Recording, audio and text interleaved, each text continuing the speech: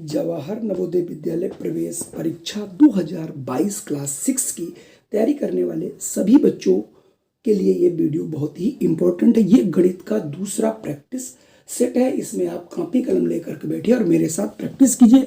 फटाफट आपको देखते हैं कितनी आपकी तैयारी है। हमारा पहला प्रश्न देख रहे होंगे, ये हमारा लाभ और हानि से है। एक व्यक्ति ने एक पुरानी कार 30,000 रुपये में खरीदी और उसकी मरम्मत पर 10,000 रुपये व्यय कर दिए, तो उस कार को 34,000 बेचने पर हानि कितनी हुई। अब आपको लगाने की जरूरत है कि अगर आपने 30,000 रुपये की कोई चीज़ पहले ही खरीदी और 10,000 रुपये व्यय, तो इसका मतलब आपने जो टोटल खर्च किया तो 30,000 और 10,000 मिला के ये देखिए आपका हो जाता है 40,000। ठीक है, यहाँ से आप ये 40,000 रुपये ये कार का क्रय मूल्य हो गया। अब आपने इसको जो बेचा है वो आपने 34,000 का बेचा। इसका ये मतलब है यहाँ पर 6,000 रुपये की आपकी हानि हो रही है। जो 6,000 की जो हानि हुई ये किस पर हुई, तो डायरेक्ट आपको कोई सूत्र नहीं लगाना, आपको सीधे सीधे लिखना है कि भाई 40,000 रुपये पर हानि हो रही है 6,000 रुपये की। तो अगर 1 रुपये की होती तो ये हो जाता 6,000 बटे 40,000। अब आपसे पूछा जा रहा है कि अगर 100 रुपये इसको क्रय मूल्य होता तो कितनी हानि होती, तो इंटू 100 कर दीजिए। देखिए 1 2 3 4 जीरो, तो यहाँ पर 1 2 3 और 4 जीरो यहाँ से लगा लिए। अब 4 एकम 4, 4 एकम 4, 4 पंजे 20, यानी 15%।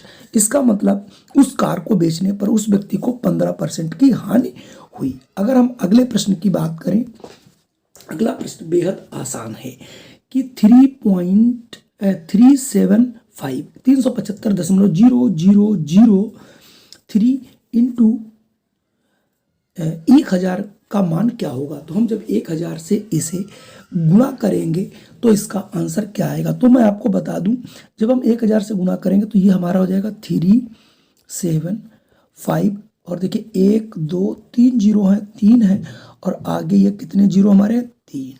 ठीक है, तो अब हमें क्या करना है, यहाँ पर देखिए 4 के बाद दशमलव लगा हुआ है, तो हम 4 के बाद यहाँ पर डेसिमल लगा देंगे और देखेंगे यहाँ से कौन सा हमारा जो है आंसर बिल्कुल सही होगा। तो हम यहाँ से अपना आंसर बहुत आसानी से निकाल लेंगे। यहाँ पर देखिए कोई भी 1 2 3, तो 3 के बाद यहाँ है, तो ये ऐसा आंसर यहाँ पर आपका कोई नहीं मिल रहा है। हाँ देखिए 2 जीरो यहाँ भी है, 2 जीरो यहाँ भी है, कोई भी ऐसा आंसर यहाँ नहीं है। तो इसका मतलब ये सवाल हमारा, इसका जो आंसर है वो गलत लिखा है या फिर कोई प्रश्न में गलती है। इसका आंसर केवल और केवल यही आएगा। ठीक है, चलिए आपको आंसर पता चल गया, कोई दिक्कत नहीं। अब आपसे पूछा जा रहा है 20 और 25 के सर्वनिष्ठ गुणनखंड। तो आप पहले 20 के गुणनखंड लिख लेंगे, 20 को आप काट लेंगे, यानी 2 दूनी 4 पंजे 20। अगर बात करूं 25 को, तो आप 25 के लिखेंगे 1 इंटू 5 इंटू 5।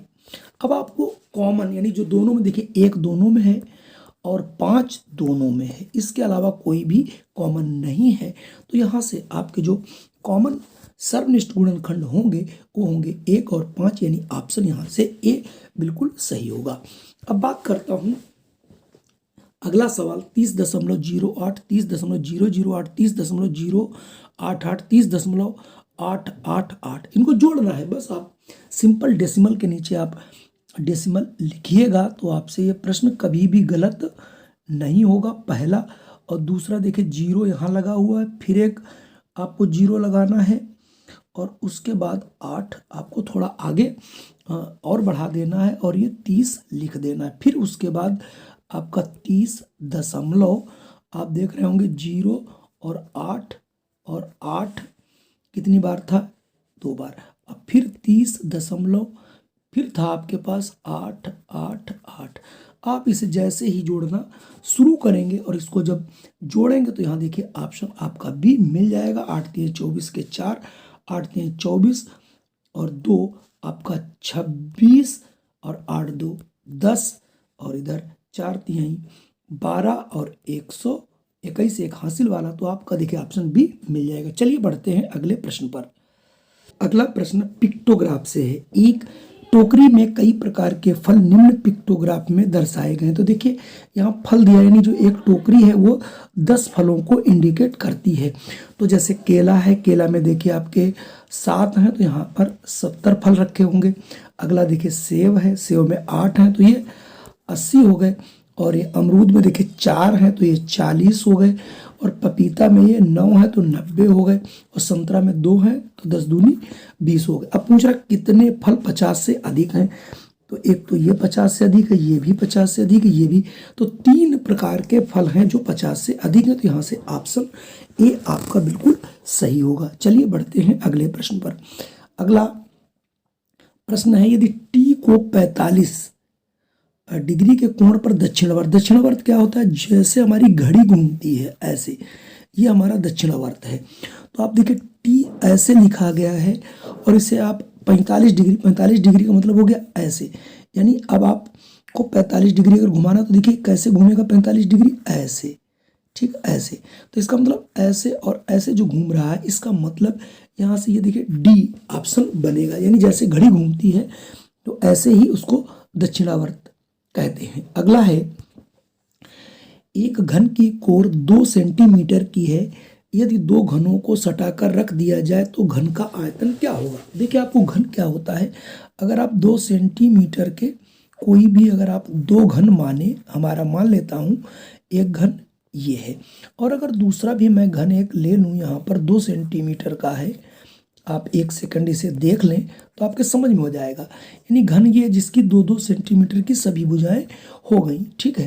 अब अगर मैं इन दोनों को सटा के जब रखूंगा 2 लूडो, तो लूडो में देखिए अगर 2 आप सटा के रख दोगे तो होगा क्या कि जो ये 2 एक नीचे थी, 1 2 और ये 2, और जो ये तो आपकी लंबाई बढ़ गई, चौड़ाई और जो ऊंचाई होती है वो चेंज नहीं होगी। इसका मतलब जो ये घनाभ बनेगा उसकी लंबाई 4 हो जाएगी और चौड़ाई जो है वो 2 ही रहेगी और ऊंचाई भी 2 ही रहेगी। अब इस हिसाब से पूछ रहा घनाभ का आयतन क्या होता है, तो सभी को पता है क्योंकि घनाभ जो होता है, घनाभ का आयतन LBH, लंबाई इंटू चौड़ाई इंटू ऊंचाई होता है। तो लंबाई 2 थी, चौड़ाई भी 2 थी और ऊंचाई भी 2 थी। तो 4 दूनी 8, 8 दूनी 16, 16 घन सेंटीमीटर, यानी पहला ऑप्शन आपका सही होगा। अगला प्रश्न है, 32 मीटर लंबे तार से एक आयत बनाया जाता है, यदि आयत की लंबाई 8 हो तो उसकी चौड़ाई क्या होगी। तो देखिए आयत जो होता है ये आपका आयत हो गया और इसका पूरा तार यानी इसका परिमाप दिया गया है 32, यानी ये पूरा चारों तरफ का, और उसकी चौड़ाई 8 है। तो लंबाई पूछ रहा, तो देखिए परिमाप होता है, परिमाप बराबर 2 लंबाई धन चौड़ाई, ठीक है। तो परिमाप हो गया 32 बराबर 2 लंबाई मुझे नहीं पता है, तो 2L प्लस B आपका है 8, तो यहाँ हम 8 लिख लेंगे, इसको हल कर देंगे तो आ जाएगा 32 बराबर 2L प्लस 2 8 16, तो ये हो जाएगा 2L बराबर 32 माइनस 16, इधर आ गया 16 में से 32 में 16 गया 16, तो 2L, तो L बराबर 16 बटे 8 या 2, तो 2 एक कम 2, 2 चौके 2 8 16, यानी ये भी आपका जो है 8 सेंटीमीटर। इसका मतलब लंबाई और चौड़ाई दोनों 8 के ही बराबर आएगी, तो यहाँ से ऑप्शन बी आपको मिल जाएगा। अगला प्रश्न देखता हूँ। अगला प्रश्न है, एक स्कूल में 30 कमरे हैं, प्रत्येक कमरे में 6 बेंचें हैं, एक बेंच पर 3 खाने बने हो तो कुल कितने खाने होंगे। बहुत आसान है कि अगर आपके पास देखिए 30 कमरे हैं और एक कमरे में 6 हैं, तो 3 में हो गई 6 18 180। अब आप देखें एक जो बेंच है इस पर 3 खाने बने, इसका मतलब 180 बेंच है, और इस पर 3 खाने बने, 3 से गुणा कर देंगे, 18 3 54, इसका मतलब 540। बहुत आसान प्रश्न था, यहाँ से ऑप्शन ए आप लगा लेंगे। अगला प्रश्न 50 भी बेहद आसान मुझे लग रहा है। एक टॉफी का भार 10 ग्राम है, ठीक है। अनिल के पास कुल टॉफियों का भार 8 किलोग्राम है, तो अनिल के पास कितनी टॉफियां हैं। तो आप देखिए यहाँ पर बहुत आसानी से कि 8 किलोग्राम है। अब 8 किलोग्राम का हमें बना लेना है ग्राम। तो 1 किलो में होता है 1000, तो 8 में हो गया 8000 ग्राम। 8000 ग्राम है और इसे 10-10 ग्राम की बनानी, तो हम इसको 10 से क्या कर देंगे, भाग कर देंगे, क्योंकि एक टॉफ़ी का भार है 10 ग्राम। तो हमारे पास 800 टॉफ़ियाँ बनेगी, या यूँ कहिए 10-10 ग्राम वाली 800 टॉफ़ियों जो टॉफ़ी हैं उनका भार जो है वो 8 किलो हो जाएगा, क्योंकि वो 800 टॉफ़ी बनेगी। चलिए बढ़ते हैं अगले प्रश्न पर। अगला प्रश्न है 51, 87.5 सेंटीमीटर लंबे तथा 0.8 सेंटीमीटर चौड़े आयत का क्षेत्रफल क्या होगा। क्योंकि आयत का क्षेत्रफल होता है लंबाई इंटू चौड़ाई, ठीक है, ये होता है आपका क्षेत्रफल। तो यहाँ से 87.5 इंटू 0.8 से गुणा कर देंगे, तो 8 पंजे 40 और 8 सती 56 और 60, ये हो गया आपका, और 8 अठाई 64 और 6 70, दशमलव एक के बाद यहाँ, एक के बाद यहाँ, तो 2 के बाद दशमलव, तो यानी ये हो जाएगा 70 वर्ग सेंटीमीटर, यानी ऑप्शन ए यहाँ से आपको मिल जाएगा। चलिए मैं बात करता हूँ 52 प्रश्न की। 52 में है, एक पंखे को 380 रुपये में बेचने पर एक दुकानदार को 140 रुपये की हानि होती है। यदि वह 180 रुपये कमाने के लिए पंखे को कितने में बेचना चाहिए। बेहद आसान प्रश्न। अब आप देखिए 380 में बेचने पर एक दुकानदार को 140 रुपये की हानि होती है, तो यानी अगर ये 380 की बेच रहा था तो हानि कितनी होगी 140, तो इसका मतलब 140 हम जोड़ दें तो उसका क्रय मूल्य पता चल जाएगा। यानी अब उसको 3 1 4 1 5 यानी 520, यानी 520 रुपये की वस्तु ये है, ठीक है, एक्चुअल में 520 रुपये की थी और 180 लाभ लेना है, तो 500 जो 20 रुपये है उसका क्रय मूल्य है, और 180 रुपये अगर अधिक में बेच दे तो अब उसे वो कितने की वस्तु पड़ेगी, यह तुम्हारी 7, यानी अगर वो 700 की बेचे तो उसको 180 रुपये का लाभ होगा, चूंकि उसका क्रय मूल्य 520 रुपये है। बेहद आसान प्रश्न है। अगर 52 देखें, 53 सॉरी, निम्नलिखित में को सरल कीजिए। सरल करने में कुछ है नहीं, बहुत छोटी सी भिन्न है, तो 3 बन जा 3 और 3 और 1, 2 बन जा 2 और 1 3, तो 3/2 माइनस 1 और प्लस 1/2। आप इसका एलसीएम ले लेंगे, 2 मिलेगा तो हो जाएगा 3 माइनस 2 बन जा 2, और ये प्लस आपका यहाँ से 1 बनेगा। क्या इसमें कुछ और लिखा तो है नहीं, तो ये आपका बन जाएगा 3 और 1 4, तो 4 में से 2 गया 2, इसका मतलब ही आ जाएगा 2/2 अर्थात 1। तो यहाँ से ऑप्शन ए सही होगा, ठीक है। अब आपको यहाँ से कोई ऐसा प्रश्न नहीं मिलेगा जो आपको अलग दिखे, क्योंकि सारे प्रश्न ऐसे ही हैं। अब आप देखिए संख्या 814.36 में अंक 3 का स्थानीय मान 3 का, तो अब देखिए यहाँ पर, तो यहाँ से इसका पॉइंट, इसका आंसर कितना आएगा 0.3।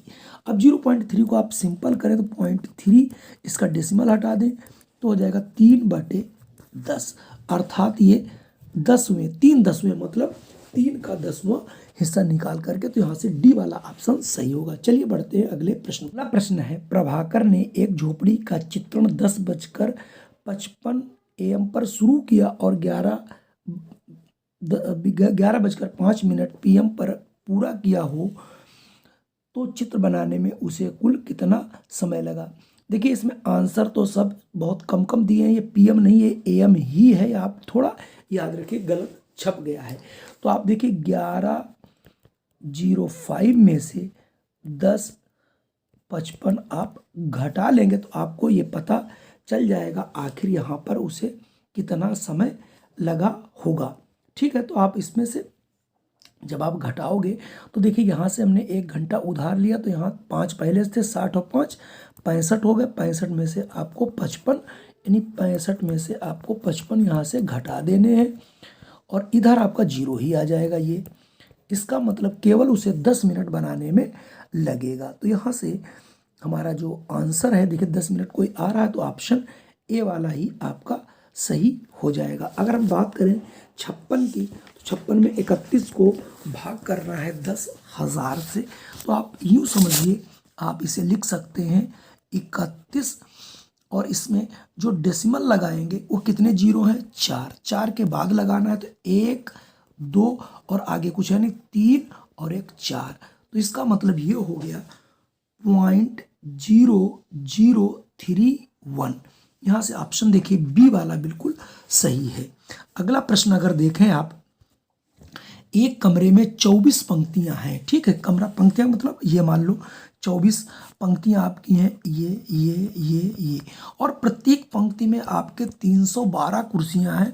तो कुल कितनी कुर्सियां, यानी गुणा की बात की जा रही है। इसका मतलब है कि 312 कुर्सियां एक पंक्ति में हैं, तो आपकी 24 पंक्तियां हैं, कितना होगा, आप इसे गुणा कर लेंगे और गुणा करेंगे तो आ जाएगा 7488, यानी यहाँ से ऑप्शन सी बिल्कुल सही होगा। अगर हम अगले प्रश्न की बात करें, 24,09,36 लिखा जाता है। तो अब आपको अगर इकाई दहाई का सही ढंग से ज्ञान है तो आप इसे जरूर लिख लेंगे। अब जैसे 24 लाख है तो आप 24 लाख के बाद कामा लगा लीजिए, उसके बाद आता है 1000, ठीक है। तो 900, तो 1000 तो है नहीं, तो 1000 के लिए 2 प्लेस कर दीजिए। अब 936, इसका मतलब यहाँ से ऑप्शन जो है आपका देखिए ये ए वाला बिल्कुल सही है। अगला देखिए, दो संख्याओं का गुणनफल इतना 500 है। यदि एक संख्या 20 हो तो दूसरी संख्या क्या होगी।